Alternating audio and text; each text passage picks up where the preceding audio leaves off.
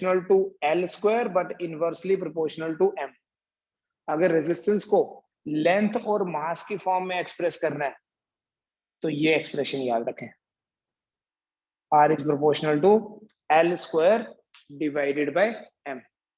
क्या हम इसी फॉर्मूले को in terms of area and mass भी एक्सप्रेस कर सकते हैं? ये आ गया बेटा लेंथ और मास की फॉर्म में।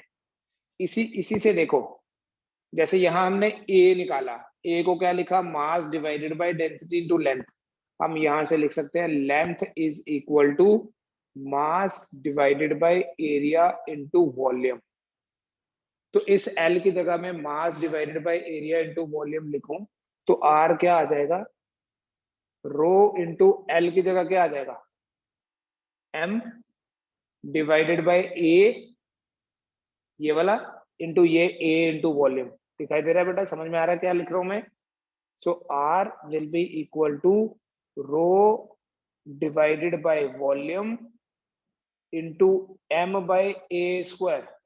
तो जब भी आपने रेजिस्टेंस को मास और एरिया की फॉर्म में एक्सप्रेस करना है, ये दोनों तो कांस्टेंट है, तो ये है आपके पास expression R is proportional to M divided by A square. तो रेजिस्टेंस मास के डायरेक्टली प्रोपोर्शनल है या इनवर्सली प्रोपोर्शनल, वो डिपेंड करता है कि whether you want the expression in terms of length और एरिया ऑफ क्रॉस सेक्शन। ये नोट करें, मैं बताऊंगा इन दोनों एक्सप्रेशंस में कोई कॉन्ट्राडिक्शन नहीं है। ये नहीं सोचना कि यहाँ लिखा है इनवर्सली प्रोपोर्शनल टू M और यहाँ लिखा है डायरेक्टली प्रोपोर्शनल टू M, तो कॉन्ट्राडिक्शन हो गई। कोई कॉन्ट्राडिक्शन नहीं है, एक बार नोट कर लो आप इसको। बेटा ये वाला एक्सप्रेशन तो हमारे पास है, ये यूनिवर्सल है, ये आप इलेक्ट्रोकेमिस्ट्री में भी यूज करते हैं, बट इसी एक्सप्रेशन को हम दूसरे फॉर्मेट में भी लिख सकते हैं। बेटा इसके बेसिस पे क्या बोलते हैं कि रेजिस्टेंस जो है वो directly proportional to length and inversely proportional to area होता है। At the same time resistance जो है अगर मास की फॉर्म में लिखना है तो directly proportional to L square, inversely proportional to M, और अगर एरिया की फॉर्म में लिखना है तो resistance is directly proportional to M and inversely proportional to area का स्क्वायर। ऐसे ही है या रिवर्स है, पहले देख लो।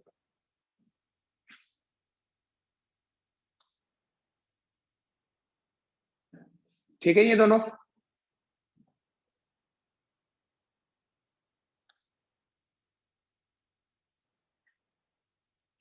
इसमें कोई डाउट है बेटा किसी को? अनन्या को डाउट तो नहीं इसमें? No sir. चलो देखो क्या मतलब हुआ मास की फॉर्म में एक्सप्रेस करने का पर्पस क्या। देखिए सपोज करो ये एक वायर है, कोई मटेरियल है, ये दूसरी वायर है,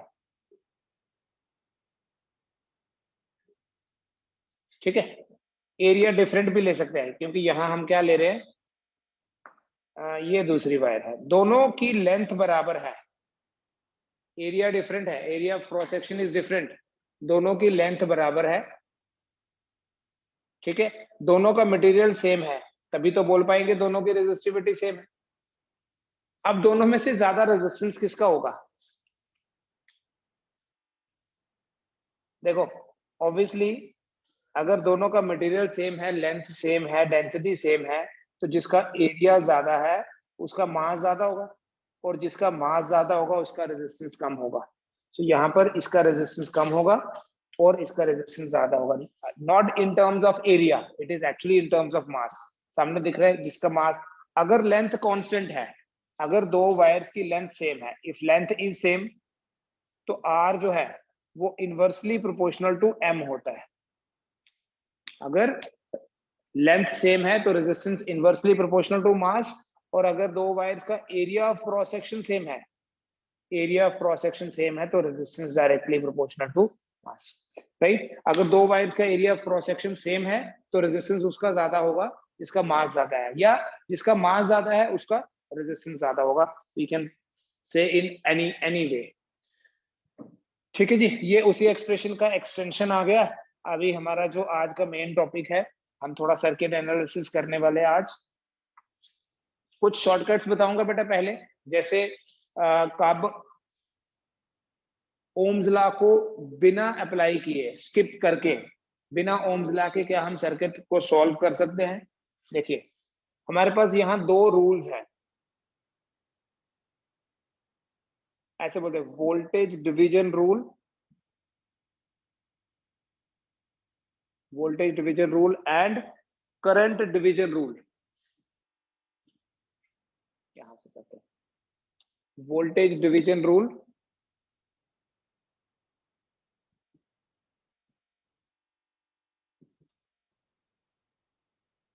एंड करंट डिवीजन रूल।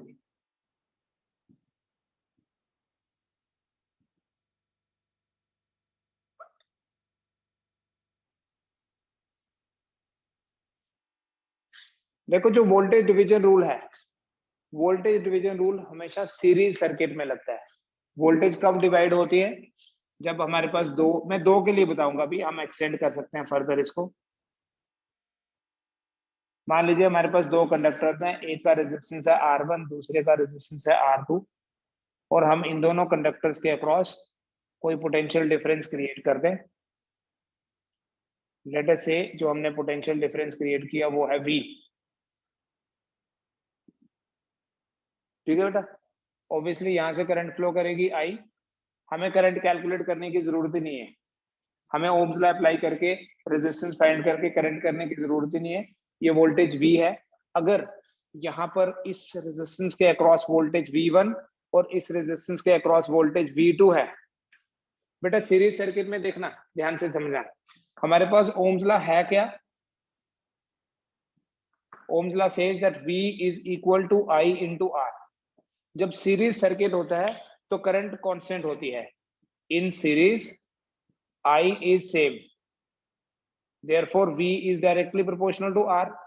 बेटा करंट सेम होने का ये मतलब नहीं है कि आप इसके आगे एक और रेजिस्टेंस लगाओगे करंट तब भी सेम रहेगी। करंट सेम होने का मतलब है कि जितनी करंट इसमें से फ्लो करेगी उतनी ही इसमें से करेगी। ओवरऑल ये करंट होगी कितनी, वो तो डिपेंड करता है कि सर्किट में रेजिस्टेंस कितना है। ऑफ कोर्स अगर मैं ये रेजिस्टेंस हटा दूं, मान लो एक ही रेजिस्टेंस बचा, तो ये नहीं बोलेंगे ये करंट उतनी ही रहेगी, अब ये करंट बढ़ जाएगी, लेकिन पूरे इस पाथ में सेम होगी। फिर अगर हम यहाँ रेजिस्टेंस लगा देते हैं तो रेजिस्टेंस लगाने से क्या होगा? ओवरऑल करंट कम हो जाएगी। सिर्फ इसके थ्रू नहीं, दोनों के थ्रू। सीरीज सर्किट में हमेशा क्या होता है, सेम करंट फ्लो करती है थ्रू ऑल द रेजिस्टर्स। अब जितने ज्यादा रेजिस्टर लगाते जाओगे लगाते जाओगे लगाते जाओगे, करंट तो कम होती जाएगी। ठीक है, सेम करंट का ये मतलब बिल्कुल नहीं है कि करंट हमेशा सेम रहेगी, आप जितने मर्जी लगा लो। करंट, नंबर ऑफ रेजिस्टर्स बढ़ता जाएगा, करंट कम होती जाएगी। तो जब हम वोल्टेज डिवीजन रूल लगाते हैं तो देखना ध्यान से, ये तब लगाते हैं जब हम सीरीज में सर्किट लेते हैं। सीरीज सर्किट में वोल्टेज डिवीजन रूल लगता है। Ohm's law says that V is equal to IR। Series में I सेम होता है, V directly proportional to R है। देखो डायरेक्टली अगर आपको बताना है कि V1 कितना है, डायरेक्टली हमारा जो वोल्टेज डिवीजन रूल है जिसमें हमें V1 पता करना है, यू कैन राइट ये V1 किस रेजिस्टेंस के अक्रॉस देखना है, उसको आप टोटल रेजिस्टेंस से डिवाइड कर दो इनटू अप्लाइड वोल्टेज। जिस भी रेजिस्टेंस के अक्रॉस आपको वोल्टेज देखनी है उस रेजिस्टेंस को टोटल रेजिस्टेंस से डिवाइड करो और वोल्टेज से मल्टीप्लाई करो। इन द सिमिलर वे अगर आपको V2 देखना है तो V2 कितना होगा? V2 will be equal to, इसके अक्रॉस देखनी है voltage, so R2 divided by R1 plus R2 into V। तो वोल्टेज डिवीजन रूल में जिस रेजिस्टेंस के अक्रॉस वोल्टेज देखनी है उस रेजिस्टेंस को डिवाइड कर देना टोटल रेजिस्टेंस से और मल्टीप्लाई कर देना करंट से। एंड करंट डिवीजन रूल में क्या होता है? करंट डिवीजन रूल में करंट डिवाइड करनी है। ये एक वायर है, रेजिस्टेंस इज R1, ये दूसरी वायर है, रेजिस्टेंस इज R2। बेटा अगर यहां से I करंट फ्लो कर रही है तो इस पार्ट में चली गई I1 और इधर चली गई I2। करंट डिवीजन रूल में रिवर्स करते हैं हम, देखना क्यों। करंट डिवीजन रूल में क्या होता है, I डिफरेंट होती है, करंट के डिफरेंट पाथ्स हैं, लेकिन V सेम होता है। ये आपको बेसिक पढ़ा हुआ है थ्योरी आपने। कि ये रेजिस्टेंस भी ए से लेके बी के बीच में कनेक्टेड है और ये वाला रेजिस्टेंस R2 भी ए और बी के बीच में कनेक्टेड। तो करंट डिवीजन रूल में क्या होता है, I1, या अगर हम ओम्स लॉ की बात करें करंट डिवीजन रूल में कैसे अप्लाई करना है, देखो ohms law says V is equal to IR, so I is equal to V by R। लेकिन अगर पैरेलल सर्किट है, in parallel circuit V constant होता है, और बेटा जब V कांस्टेंट होगा तो I जो है वो इनवर्सली प्रोपोर्शनल होता है R के। I is inversely proportional to R, और अगर I इनवर्सली प्रोपोर्शनल है R के, देखना I1 क्या होगा, इस रेजिस्टेंस में से कितनी करंट फ्लो कर रही है, आपने अपोजिट वाला रेजिस्टेंस देखना है R2 divided by total resistance, मैं अभी क्वेश्चन दे रहा हूं इस पे बेस्ड, इनटू I, और I2 अगर देखना है that will be R1 divided by R1 plus R2 into I। ये है वोल्टेज डिवीजन रूल और करंट डिवीजन रूल। देखो एक एग्जांपल के साथ समझ लो, मैं सिंपल एग्जांपल ले रहा हूं। सपोज करें हमारे पास दो रेजिस्टर्स है, इन दोनों के अक्रॉस हमने जो वोल्टेज अप्लाई किया रही है, this voltage is 30 volt, this voltage is 30 volt. यहाँ रेजिस्टेंस है से 5 ओम और यहाँ रेजिस्टेंस है 10 ओम, ठीक है। अब नॉर्मली अगर हम ओम्स लॉ की बात करें तो हम ओम्स लॉ के बेसिस पे क्या करते हैं, पहले टोटल रेजिस्टेंस निकालते हैं, फिर करंट निकालते हैं, फिर देखते हैं यहाँ V1 कितना है और V2 कितना है। लेकिन जब आपने वोल्टेज डिवीजन रूल लगाना है, डायरेक्टली कोई जरूरत नहीं है करंट फाइंड करने की, कोई जरूरत नहीं है ओम्स लॉ की, ऑल्दो ओम्स लॉ से ही आता है ये, बट हम डायरेक्टली यूज करेंगे। देखो अगर यहाँ वोल्टेज है V1 across this 5 ohm volt resistance, अगर वोल्टेज V1 है तो देखो डायरेक्टली V1 कितना होगा, इसी रेजिस्टेंस को टोटल से डिवाइड कर दो into 30, so it is equal to 5/15 into 30, तो V1 कितना होगा 10 वोल्ट। एंड अगर V2 फाइंड करना है, V2 will be equal to, जिस भी रेजिस्टेंस के अक्रॉस देखना है, divided by total, this is for 2, 3 के लिए आपने इसको एक्सटेंड करना है, 10/15 into 30, so that is equal to 20 volt. V2 equal to 20 volt. Obviously बेटा यहाँ से आप ये देख सकते हो, ध्यान से देखो, जो बड़ा रेजिस्टेंस है उसके अक्रॉस ज्यादा वोल्टेज, जो छोटा रेजिस्टेंस है उसके अक्रॉस कम वोल्टेज। क्योंकि जब भी हम सीरीज में बात करते हैं, सीरीज सर्किट में क्या होता है, सीरीज सर्किट में V is directly proportional to R, मतलब जो बड़ा रेजिस्टेंस होगा उसके अक्रॉस ज्यादा वोल्टेज होगी, जो छोटा रेजिस्टेंस होगा उसके अक्रॉस वोल्टेज भी कम होगी। वोल्टेज मतलब potential difference. Now suppose I have a resistance of 2 ohm here, 3 ohm here, ठीक है। तो यहां से 10 एम्पियर करंट आ रही है, करंट डिवीजन भी देख लेते हैं। यहां से 10 एम्पियर करंट आ रही है, अगर इधर चली गई I1 और इधर चली गई I2, बिना ओम्स लॉ अप्लाई किए बताएं what will be I1 and what will be I2। I1 कितना होगा और I2 कितना होगा,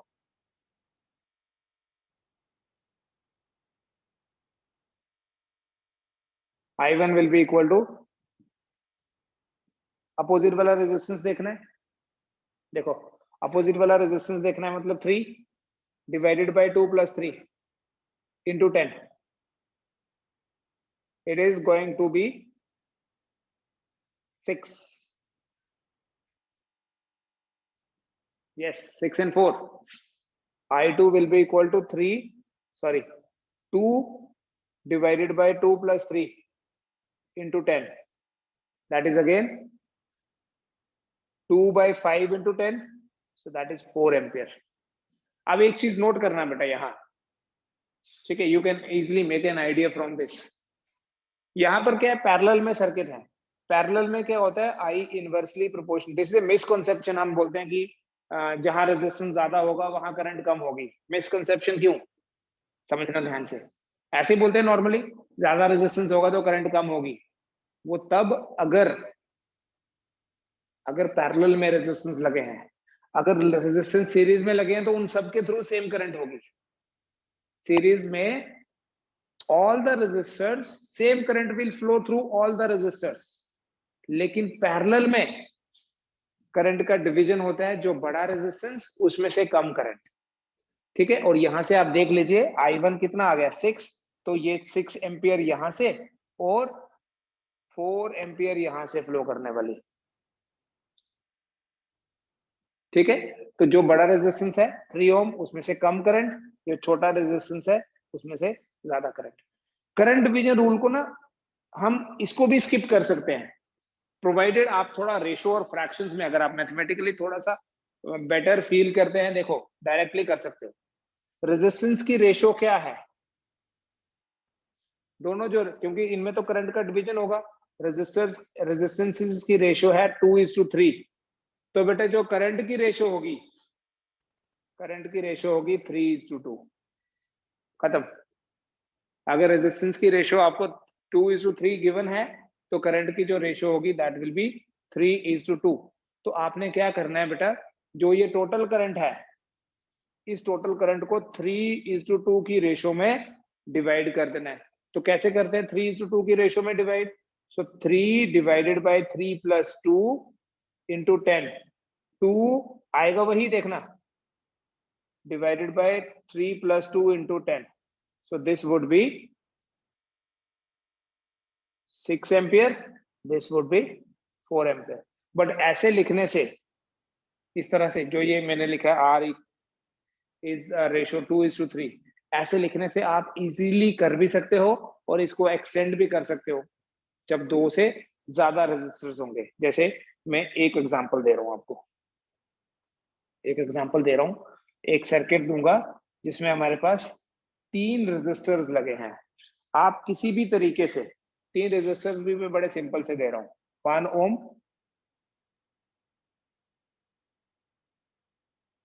2 ओम, 3 ओम, ये 3 रेजिस्टर्स लगे हैं। ठीक है, और करंट फ्लो कर रही है 2.2 एम्पियर, जो मेन करंट है, जो टोटल करंट है यहां से जो आ रही है, ये करंट है 2.2 एम्पियर।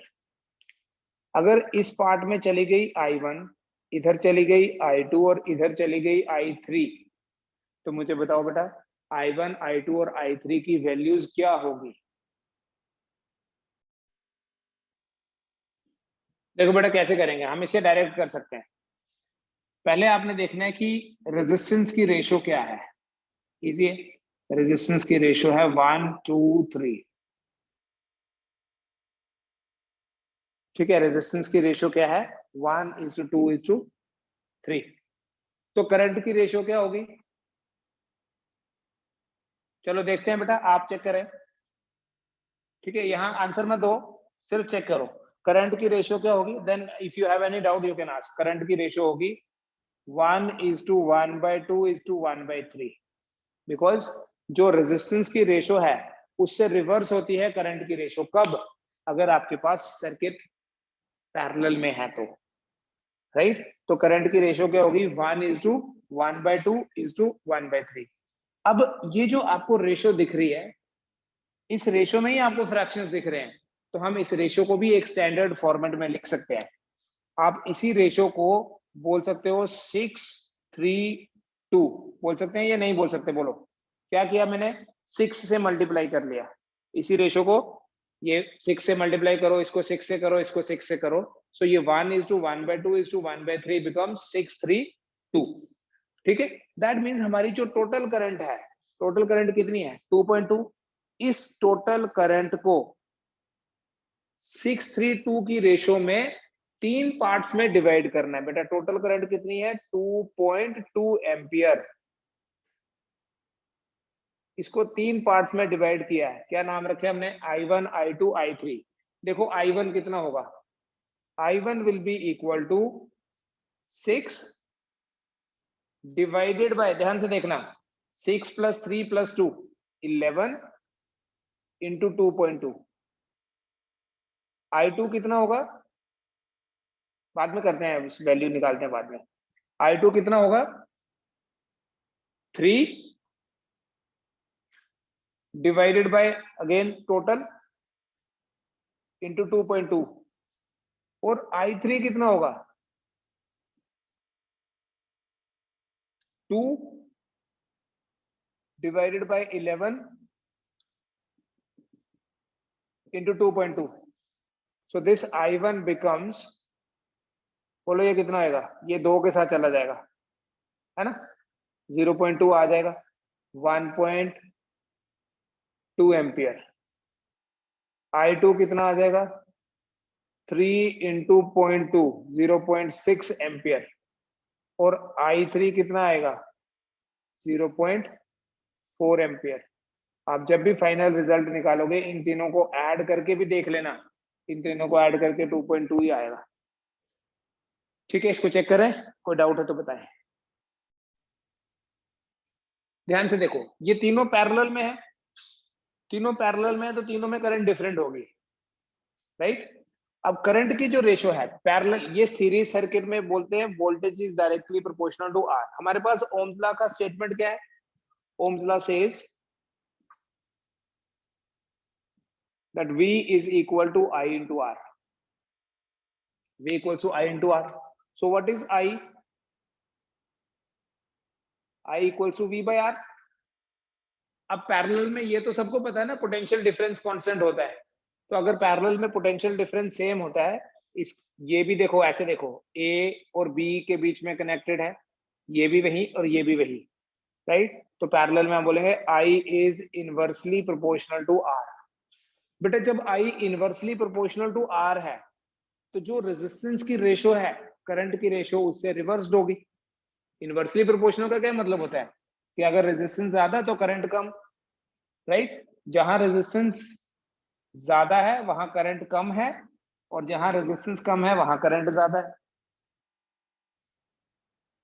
पिछले वाले क्वेश्चन में क्या था, बिल्कुल यही था। बताऊं दोबारा से देख लेते हैं उसको भी। पहले ये देख लो, रेजिस्टेंस की रेशो है 1 2 3, तो करंट की रेशो होगी 1/1:1/2:1/3। ठीक है, कोई फर्क नहीं है बेटा, वैसे लिखोगे 6 3 2। अब 6:3 क्या हुआ 1:1/2 ही हुआ। 6:2 क्या हुआ 1:1/3 ही हुआ। तो जो करंट की रेशो है वो है 6:3:2। इसका मतलब आपने इस टोटल करंट को 6:3:2 की रेशो में डिवाइड कर देना। वो तो रेशो फ्रैक्शन तो सेम लॉजिक है। 6 एम्पियर, सॉरी 6 एम्पियर नहीं, I1 is equal to 6 divided by 11 into, अब ये 6/11 लिखो या ऐसे भी देखो 1/1 + 1/2 + 1/3 लिखो, तब भी 6/11 ही बनेगा। सिर्फ ये थोड़ा सा कॉम्प्लिकेटेड सा लग रहा है। ठीक है, दूसरा वाला मैंने लिखा 3/11, आप ऐसे लिख सकते हो 1/2 डिवाइडेड बाय 1 + 1/2 + 1/3। तीसरा वाला लिखो 1/3। सो बेटर है कि ये फ्रैक्शंस अवॉइड करके इसको एक स्टैंडर्ड फॉर्मेट में लिखा 632, तो 632 है। तो ठीक है, दो के केस में क्या है ना, दो के केस में तो बहुत ही आसान है। रेजिस्टेंस की रेशो है, मान लीजिए यहां से कितनी करंट थी आपके पास, यहां से थी 10 एम्पियर करंट थी, यहां शायद 2 ओम था और यहां 3 था, या यहां 3 और यहां 2। रेजिस्टेंस की रेशो क्या है,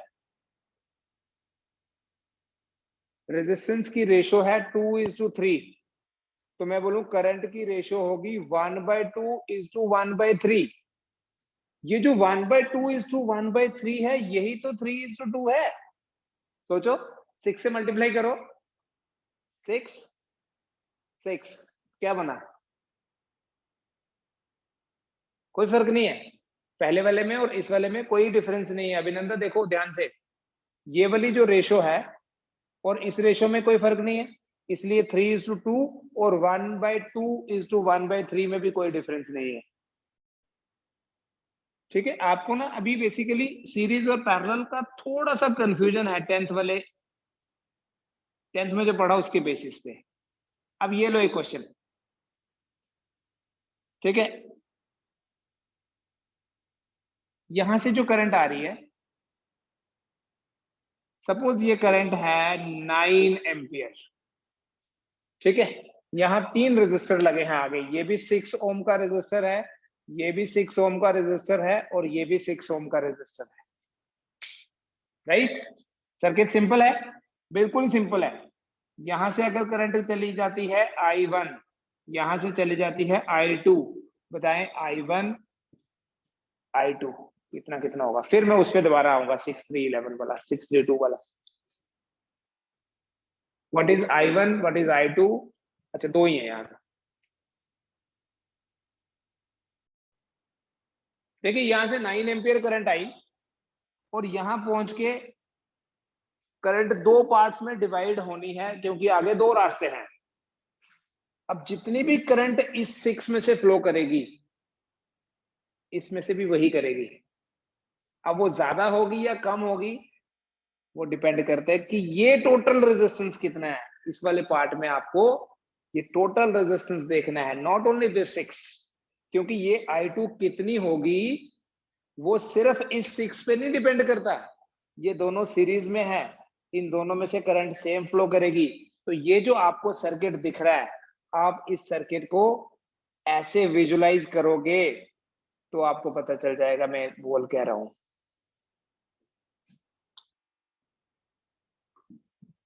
6 ohm, 12 ohm. Now who is going to tell me कि 6 ओम में से ज्यादा करंट फ्लो करती है कि 12 में से? सीरीज में जो टोटल करंट होगी, that will depend on the entire resistance of that particular section। अगर ये नहीं होता तो ये भी 6, ये भी 6, तो बोलते करंट 4.5 ऊपर 4.5 नीचे। बट दिस इज नाउ 12 ओम। यहाँ रेजिस्टेंस कितना है? 12 ओम। 12 के पैरेलल में 6 लगा है। तो अगर आप रेजिस्टेंस की डायरेक्टली भी देख रहे हैं ना, अगर रेजिस्टेंस की रेशो देखो, मैं करंट डिवीजन रूल लगा ही नहीं रहा, वो भी लगा के बताऊंगा। रेजिस्टेंस की रेशो है 12:6, है या नहीं? मतलब रेजिस्टेंस की रेशो है 2:1। तो करंट की रेशो क्या होगी? आप बोलते हैं उल्टा लिख दो, ये लो करंट की रेशो 1/2:1। तो बेटा 1/2:1 को क्या बोले? 1:2 बोलो, चलेगा ना? कैसे? अरे 2 से इसको मल्टीप्लाई कर लो, 2 से इसको मल्टीप्लाई कर लो। जनरली जब भी हम रेशियो फाइंड करते हैं ना, हम कोशिश ये करते हैं कि उस रेशियो में फ्रैक्शनल नंबर नहीं होना चाहिए। होता कुछ नहीं है फ्रैक्शन से, थोड़ा सा टाइम ज्यादा लगेगा आपको सॉल्व करने में। सो इस रेशियो को 1/2:1 को 1:2 बोल दिया। और मैं डायरेक्ट क्या बोलता हूँ, दो के केस में तो डायरेक्ट बोल सकते हो कि रेजिस्टेंस 2:1 है, करंट 1:2 होगी। तो करंट को 1:2, मतलब फर्स्ट एक पार्ट इधर, ये रेजिस्टेंस जो है 2:1 है, उल्टा लिख दिया मैंने। 12:6 ऊपर वाले को 12 बोल दिया मैंने, सॉरी, इसलिए मैं इसको I1 नहीं बोल देता हूँ, ये चेंज कर देता हूँ। आपको मैंने क्वेश्चन दूसरा दिया था, रेजिस्टेंस मैंने इसको R1 बोल दिया, इसको R2 बोल दिया। तो रेजिस्टेंस की रेशियो क्या है? 12:6। तो करंट की रेशियो होगी 6:12। करंट की रेशियो होगी 6:12 मीन्स 1:2। तो टोटल करंट कितनी है? 9। I1 will be equal to 1:2 की रेशियो, इस 9 एम्पियर को 1:2 की रेशियो में डिवाइड करना है। 1/3 into 9, 2/3 into 9। So this is going to be 3 ampere and this is going to be 6 ampere.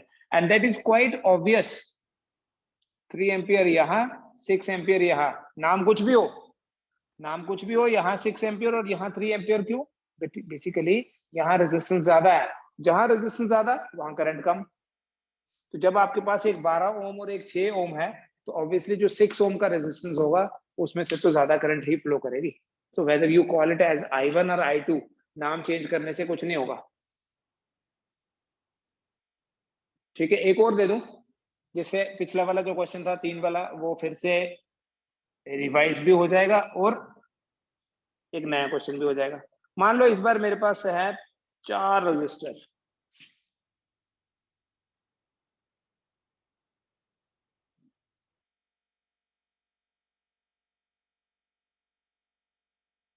Suppose ये एक सर्किट है,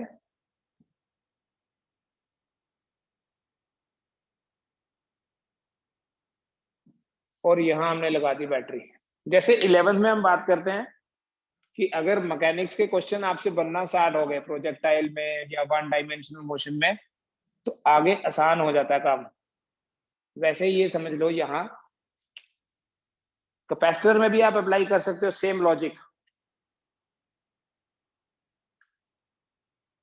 ये 3 ओम ले लो, ये 4 ओम ले लो, 5 एंड 6। 3 और 4 का कैलकुलेशन थोड़ा टफ हो जाएगा, 3 6 ले लेते हैं इसको, एंड हो गया। इसको ले लो 4 ओम, इसको 5 ओम ले लो, बीच वाले को 5 ओम लेके यहाँ 30 वोल्ट लगा देते हैं। The question is calculate current through each.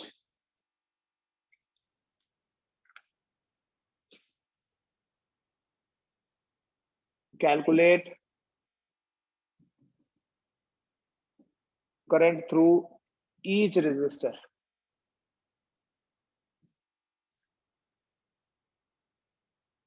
अब जब आपके पास ये मिक्स्ड है आ गया सर्किट, मिक्स्ड मतलब कुछ सीरीज और कुछ पैरेलल, तो आपको पहले ये देखना है कि इस सर्किट में टोटल करंट कितनी फ्लो कर रही है।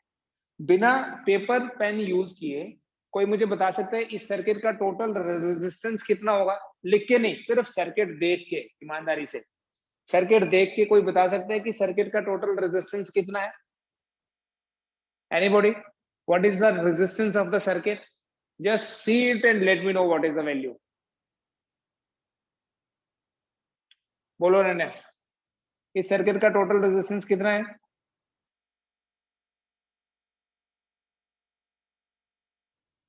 जो छोटा वाला है 6 और 3, उसका तो 2 ओम होगा। उसका हो गया 2 ओम, ठीक है, डन। Yes sir. ये और 2 जो और पूरा ये 4, सीरीज के साथ, तो ये हो जाएगा 6 ओम। 6 के पैरेलल में हो गया 5, प्रोडक्ट वाइज सम कर देंगे, है 6 ना? into प्रोडक्ट 5 में सम कर लो, 30/11। तो टोटल रेजिस्टेंस मेंटली कैलकुलेट हो जाएगा कितना? 30/11, राइट। अगर आपको टोटल रेजिस्टेंस मिल गया, ध्यान से देखो बेटा, लिखने की जरूरत ही नहीं होती ऐसे सर्किट्स में। अगर आपको टोटल रेजिस्टेंस मिल गया, ये दिया हुआ है टोटल जो अप्लाइड वोल्टेज है, तो बताओ टोटल करंट कितनी होगी? What will be I? Can I write V? V कितना है? 30 डिवाइडेड बाय 30/11। समझ आया? I equal to V by R. V कितना है? 30। आर पता चल गया बेटा 30/11 कैसे आया? 6 और 3 का पैरेलल कॉम्बिनेशन होता है 2।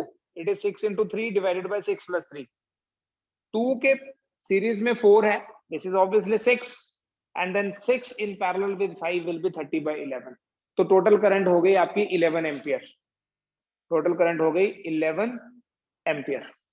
ठीक है, कोई डाउट तो नहीं बेटा इसमें? अब ये जो 11 एम्पियर है, इस 11 एम्पियर को बाइफरकेट करना है। कैसे? यहां देखो, सपोज यहां से चली 11 एम्पियर करंट, कुछ इधर जाएगी, कुछ इधर। मान लो यहां चली गई I1 और यहां चली गई I2। फिर ये जो I2 है यहां आके फिर डिवाइड हो जाएगी, लेट अस से I3 एंड I4। ठीक है, बताओ what will be I1? Directly बता सकते हैं, डायरेक्टली, अगेन बिना पेपर यूज किए। यहां से लेके यहां तक अप्लाइड वोल्टेज ही है ना, कितनी है? 30 वोल्ट। बेटा यहां से लेके यहां तक अगर वोल्टेज 30 वोल्ट है, तो करंट कितनी होगी देखना, डायरेक्ट देखो। बस यहाँ ना आपको प्रैक्टिस करनी है, you have to solve more and more circuits, and उससे आपका like you will be used to the system, and कैसे कम कर सकते हैं, लिखने की भी जरूरत नहीं पड़ेगी। I1 is equal to 30 divided by 5 equal to 6 ampere. पता चला क्या किया? यहां से लेके यहां तक पोटेंशियल डिफरेंस कितना है? 30 वोल्ट। करंट अगर I1 है तो V by R is I, Ohm's law. I1 is 6 ampere, अब आगे चलने की जरूरत ही नहीं है पोटेंशियल डिफरेंस देखने की, यहाँ से 11 आई, अगर इधर 6 एम्पियर चली गई तो ऑब्वियसली 5 एम्पियर ऊपर जाएगी। तो I2 कितना हो गया? नहीं तो मैं I2 ऐसे भी निकाल सकता था, ये जरूरी नहीं है कि जो आसान है वही पहले निकाला मैंने, मैं I2 ऐसे निकालता, यहां से लेके यहां तक पोटेंशियल डिफरेंस कितना है? 30। 30 डिवाइडेड बाय, अगर आपने डायरेक्टली नहीं भी लिखना तो यहां से लेके यहां तक रेजिस्टेंस कितना है? सोचो, 6 और 3 हो गए 2 पैरेलल में, 4 और 2 6, और टोटल है कितना? 11 ही है। तो आप ऐसे भी निकाल सकते हैं, राइट। अभी अगर यहां से 5 एम्पियर करंट चल रही है, देखो यहां 5 एम्पियर डिवाइड हो जाएगी इनटू 2 पार्ट्स, क्या वो दोनों पार्ट्स इक्वल होंगे? सोचो, नहीं। यहां देखिए, अब कुछ नाम दे दो, इसको पॉइंट को देना है तो, नहीं तो कोई जरूरत नहीं होती वैसे नाम देने की, बिकॉज आपको तो एमसीक्यू में टिक करना है, वो आपने अपने लिए ही लिखना है जो लिखना है। सो यू कैन से यहां रेजिस्टेंस की रेशो क्या है? 6:3, मतलब 2:1। तो जो करंट की रेशो होगी 1:2 होगी। तो किसको 1:2 की रेशो में डिवाइड करना है? 5 को। सो आपका I3 और I4 बोला है ना, टोटल करंट है 5 एम्पियर, इस 5 एम्पियर करंट को 1:2 की रेशो में डिवाइड करना है। So it will be 1/3 into 5 ampere, 2/3 into 5 ampere. So it is equal to 5/3 ampere, 10/3 ampere. तो यहां से कितनी करंट जाएगी? 5/3 एम्पियर, और इधर से 10/3 एम्पियर। एंड ऑब्वियसली आप इन दोनों को ऐड करके देख लो, इट विल बी 5।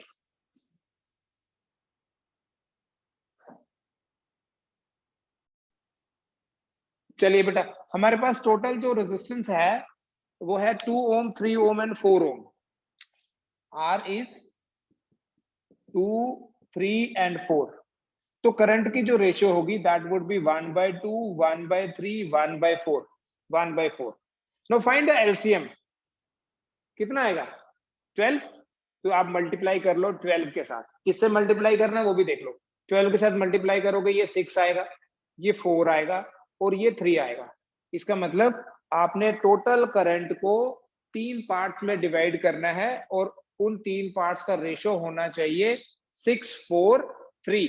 ऑब्वियसली ये रेशो इससे उल्टा रेशो है, करके देखना। तो I1 कितना होगा?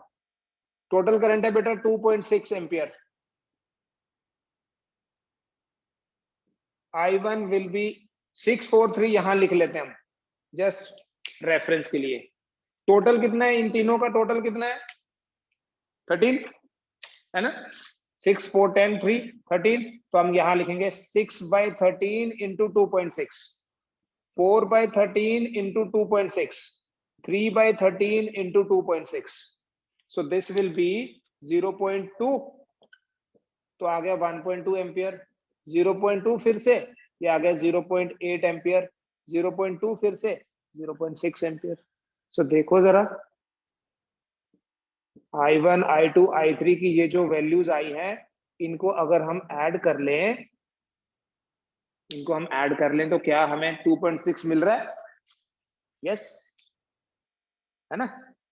ये हो गया आपके पास कितना? 8 और 6 हो गया 14, 2, 6 हो गया, राइट। तो ऐसे करने हैं आपने सीरीज और पैरेलल। ये करंट डिवीजन रूल लगाने की जरूरत नहीं है।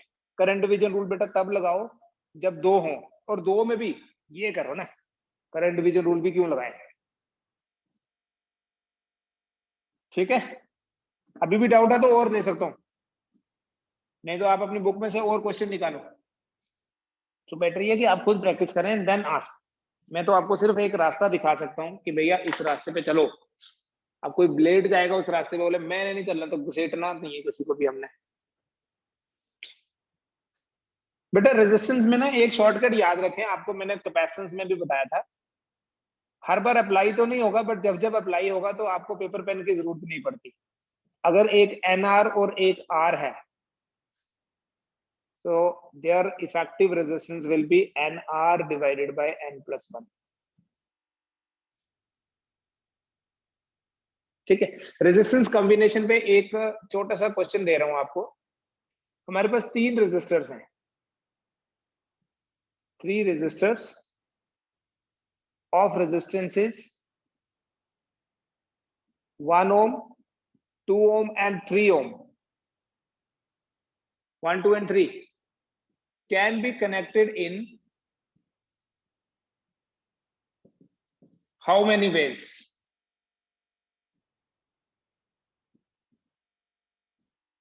कितने तरीके से हम इन 3 रेजिस्टर्स को जिनकी वैल्यू डिफरेंट है, फिर हम इसको जनरलाइज भी करेंगे, फिर हम इसके बेसिस पे ये भी देखेंगे कि हमें मैक्सिमम रेजिस्टेंस कब मिलता है और मिनिमम रेजिस्टेंस कब मिलता है। 3 रेजिस्टर्स हैं हमारे पास, रेजिस्टेंसेस है 1, 2 एंड 3। 1 ohm, 2 ohm, 3 ohm को हम कैसे जोड़े? देखिए, एक तो ये simple combination, simplest of all, 1 ohm, 2 ohm, 3 ohm। दूसरा, ये 1 ohm इधर ही रहने दीजिए, 2 और 3 को पैरेलल में जोड़ दो।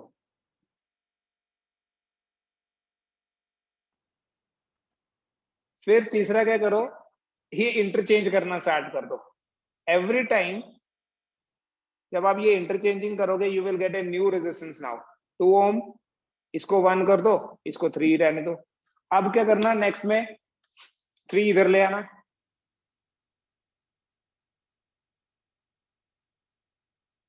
ये 1 रहने दो और ये 2 कर दिया। इसके अलावा ये कितने हो गए? 1, 2, 3 एंड 4 कॉम्बिनेशन हो गए। इसके अलावा ये अब 2 पैरेलल में जोड़ो, 2 सीरीज में जोड़ो, 1, 2, इनके पैरेलल में 3। ऐसे और कॉम्बिनेशन एक्सप्लोर करिए आप, ठीक है। और सिर्फ कॉम्बिनेशन नहीं, जैसे यहाँ 1, 2, 3 ऐसे है, यू टेक दिस 1 हेयर, 3 इधर, फिर 2 इधर, 3 ऊपर, 1 उधर ही रहने दिया, और तीनों पैरेलल में भी लगा लो। आप क्या करना, this is now today's task, हर एक कॉम्बिनेशन का टोटल रेजिस्टेंस फाइंड करना। Very easy task, will take only 5 minutes. अभी आपके पास जो टाइम है इसी टाइम में हो जाएगा, ठीक है। टोटल रेजिस्टेंस फाइंड करो हर एक कॉम्बिनेशन का। इस टोटल रेजिस्टेंस को फाइंड करने के बाद, ऑफ कोर्स मैं आपको एक चीज बता देता हूं पहले, जब आपके पास 3 रेजिस्टर्स हैं with different values, you will have in total 2 raised power 3, that is 8 combinations. How many combinations are there? 8 combinations. मतलब अगर n रेजिस्टर्स हैं डिफरेंट वैल्यूज के, n रेजिस्टर्स ऑफ different values can be connected in 2 raised power n ways. Different values के अगर n resistors हैं, they can be connected in 2 raised power n ways। लेकिन n जो है, it should be greater than और equal to 3। कोई बोले एक ही रेजिस्टर है मेरे पास, तो 2 raised power 1 तो 2 हुआ, तो उस एक रेजिस्टर को 2 तरीके से नहीं जोड़ सकते, और ना ही हम 2 रेजिस्टर्स को 4 तरीके से जोड़ सकते हैं। When we have 2 resistors, 2 raised power 2 combinations नहीं होंगे। 2 resistors can either be in series or in parallel. No third combination is there. So ये जो फॉर्मूला है 2 raised power n ways greater than 3 के लिए है, equal to 3 के लिए भी है। लेकिन अगर रेजिस्टर्स की सेम वैल्यू होगी, if the resistors are of same value, then possible combinations जो होगा इससे हाफ होगा। किससे हाफ?